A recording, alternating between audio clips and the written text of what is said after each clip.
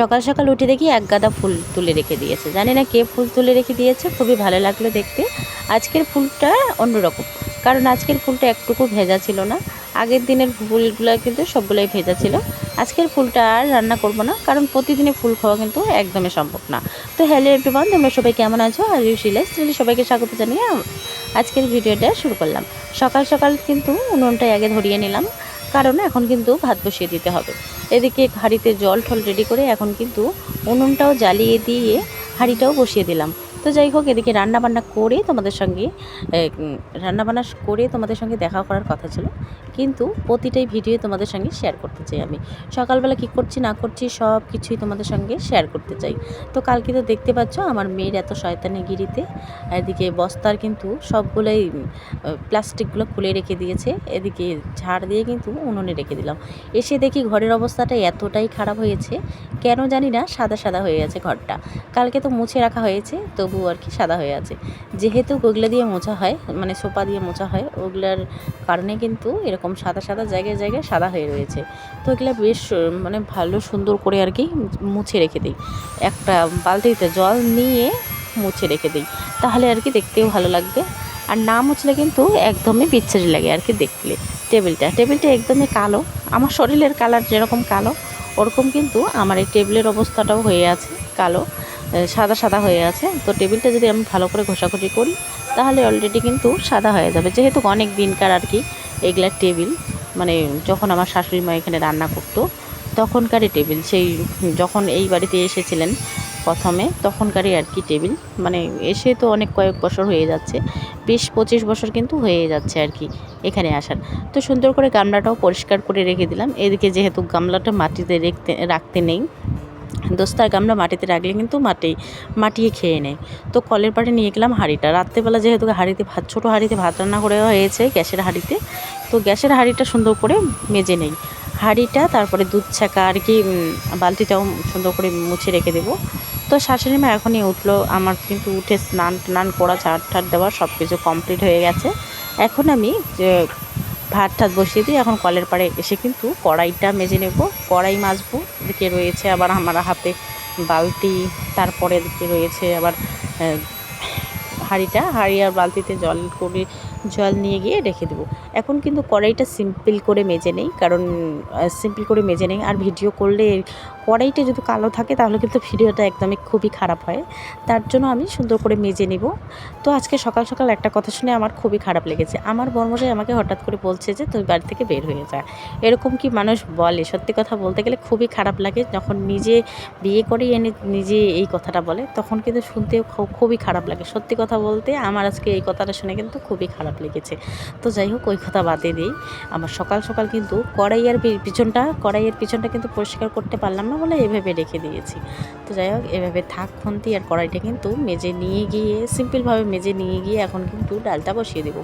তো আগে দিলাম কড়াইটা বসিয়ে, এখন কিন্তু জল দিয়ে তারপরে কিন্তু ডালটাও দিয়ে দেবো। আর প্রতিদিনের সকালে কিন্তু আমরা মুসুর ডালটাই খাবো, কারণ মুসুর ডাল খেতে আমার খুব ভালো লাগে। মুসুর ডাল আমার ফেভারিট। জলে দেখি দুই একটা কী যেন পড়ে রয়েছে, মানে লাঠির মতো আর কি দুই একটা পড়ে রয়েছে, ওগুলো ফেলে দিয়ে এখন কিন্তু ডালটাও দিয়ে নেব। ডাল 2 প্লেট দিয়ে এখন কিন্তু ডাল দেওয়া যেহেতু কমপ্লিট হয়ে গেল, এদিকে তো ভাতের হাঁড়িটাও দেখতে হবে, তাই না? ভাতের হাঁড়িটা দেখলাম উনুন কেন জানি না নিভে গেছে।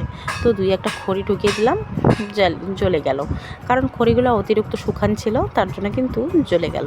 এখন বাইরে গিয়ে দেখি আমার তো সবজিটাও কাটতে হবে, তাই না? ডালটা হয়ে গেলে এদিকে সবজিটাও বসিয়ে দিয়ে হবে। নাইটিটা কিন্তু চেঞ্জ করে নিয়ে আসলাম, কারণ সবুজ নাইটি আমার খুবই খারাপ লাগে দেখতে। আর যেহেতু এটা আমাকে দিয়েছে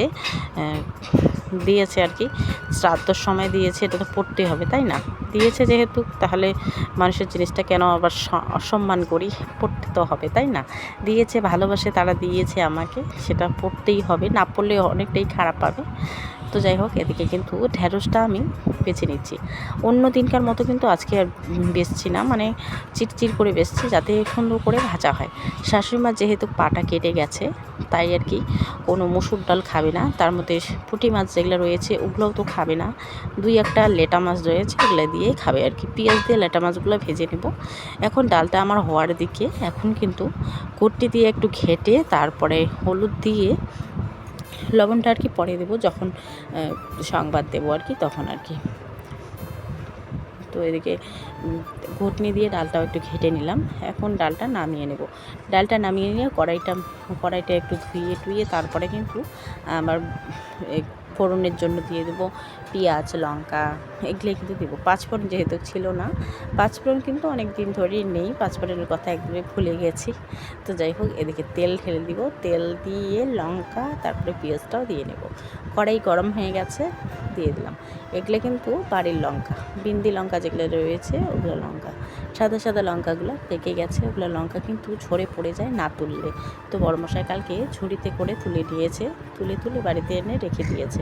এখন ঢেঁড়সগুলো, ডালটা নামিয়ে নিয়ে এখন ঢেঁড়স বসিয়ে দিলাম। ফোড়নে দিয়ে দিয়েছি পেঁয়াজ আর লঙ্কা, দেওয়ার পরে তারপরে ঢেঁড়সগুলো বসিয়ে দিয়েছি কড়াইয়ে দিয়ে একটু নাড়াচাড়া করে নামিয়ে নেব। এখন কিন্তু পেঁয়াজ কাটা হচ্ছে, মানে মাছগুলো যেহেতু পেঁয়াজ দিয়ে একটু নাড়াচাড়া করে রাখবো, একটু ভুজে রাখবো, তাহলে খেতেও একটু ভালো লাগবে।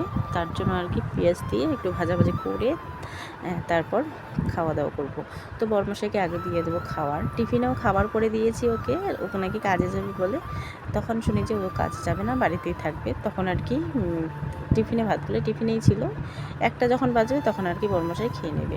কড়াইয়ে দিয়ে দিলাম তেল, পেঁয়াজ আর লঙ্কাটাও দিয়ে একটু নাড়াচাড়া করে, পেঁয়াজটা একটু হলুদ দিয়ে তারপরে একটু লবণ দিয়ে নাড়াচাড়া করে দিয়ে দেবো মাছগুলো একটু কড়া করে ভেজে পরে আর কি খাওয়া দাওয়া হবে। তো সকাল সকাল এদিকে বাড়ির অবস্থাটা খুবই খারাপ হয়ে গেছে। ঠাকুরটাকে দিয়ে এখন কিন্তু আমি একটু ঝাড় দেওয়া করছি বাইরেটা। আর এই যে পুচ্ছি বিড়ালটা আমাদের বাড়িতেই থাকে, কোথাও যাবে না, আমাদের বাড়িতে থাকবে। হয়তো আমাদের বাড়িটা ভালো লাগে আর কি ওকে। আগামীকাল মানে কালকে কিন্তু আমি বারান্দাটা মুছে নিয়েছি, তোমাদের সঙ্গে শেয়ারই করা হয়নি। কালকে বারান্দাটা মুছেছি। এদিকে শাশুড়ি মাও কিন্তু আসলো, শাশুড়ি মা এসে বলে কি গরুগুলো আগে দিয়ে আসি, তারপরে ভাত খাওয়া দাওয়া করবো। তো যাই হোক, বড়মশাই যেন কোথায় যাওয়ার জন্য বের হচ্ছে, মানে কাজে যাওয়ার জন্য বের হচ্ছে, কাজের সন্ধানে। তো আমার সাথে দুই একটা কথা কাটাকাটি হয়ে গেল।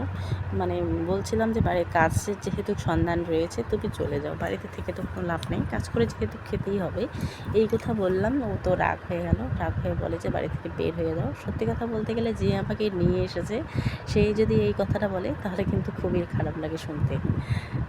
তো যাই হোক, এদিকে দেখো মশারিটাও সুন্দর করে তুলে নিব।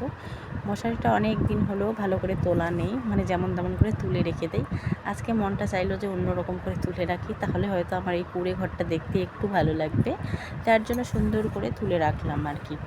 বিছানা চাদরটা এটাই আছে, আর আমার যেটা বিছানা চাদর রয়েছে ওই বিছানা চাদরটা কিন্তু আমি তুলে রাখবো, কারণ মেয়ে না হিসু করেছে কালকে। তো সবটাও শুকোতে দিয়ে দিব, একটু শুকোতে দিয়ে তারপরে কালো বিছানা চাদরটা পাতিয়ে রেখে দিব। আমি আগে মনে করেছিলাম যে কালো জিনিসে হয়তো কম নোংরা হয়, কিন্তু কালো জিনিসে একটু নোংরা হলে বেশি বোঝা যায়, এটাই আমার মনে হয়। সত্যি কথা বলতে গেলে মেয়ের একটা কিন্তু কালো জামা রয়েছে, ওই জামাটাতে আমি মনে করি যে নোংরা হয়তো কমই হয়। একদিন ধুয়ে দেখি, মানে কাল পরশু ধুয়ে দেখি, এত নোংরা বের হয়েছে, আমি তো দেখি অবাক হয়ে গেছি। সত্যি কথা বলতে গেলে ওগুলোতে কিন্তু খুবই নোংরা হয়ে যায়। আর মেয়েকে কিন্তু আমি সবসময় কালো জিনিস পরাতে চাই, কালো এগুলা সাদা জিনিস পরালে কিন্তু নোংরাটা বেশি করে রেখে দেয়। তো এদিকে কিন্তু আমি বিছানা চাদরটা তুলে নিয়েছি, তুলে কিন্তু ধুয়ে দেবো। তো সবটা একটু শুকোতে দিয়েছি, শুকোতে দিয়ে দেখি কি জায়গা নেই, মানে যেগুলো আমি ধুয়ে দেবো ওগুলো রাখার জন্য জায়গা নেই, তার জন্য কিন্তু তোষকটা আরও নিয়ে এসে কিন্তু পেতে রেখে দিলাম। পেতে রেখে দিয়ে বালিশটা, আবার মেয়ের জামা রয়েছে, বিছানা চাদর, তারপর আমার নাইটি রয়েছে, সবগুলো কিন্তু ধুয়ে দেবো এখন। তো ধুয়ে দিয়ে আর কি সব কিছু পেতে নেই সুন্দর করে। আর ঘরে তো তোমরা তো দেখতেই পাচ্ছ অনেক জামা কাপড় রয়েছে, এগুলো অলরেডি শুকনোই আছে, শুকনোগুলো ঘরেই থাক আর কি। কালকেই শুকিয়ে গেছে, তবু আর কি একটু রেখে দিয়েছি ফ্যানের হাওয়াতে, যেহেতু আমাদের ফ্যান সারা রাত চলতে থাকে, তার জন্য কিন্তু রেখে দিয়েছি। আর কি বিছানাটা যত সুন্দর করে পাততে চাই না কেন, আমার এই মেয়ের জন্য কোনো কিছুই ভালো থাকে না, সবসময় খালি উলট পালট করেই রাখে। এদিকে কিন্তু আমার কমপ্লিট হয়ে গেছে, বিছানা চাদরটা সুন্দর করে পেতে নেই। আর আমি ঘরে কাজ করছি, আমার পিছন করছি, কী আর বলা যায়, মেয়েকে নিয়ে আমি কাজ করি। তো এদিকে বালিশের কাভারগুলো সবগুলোই খুলে নিলাম, খুলে নিয়ে ধুয়ে দিতে হবে।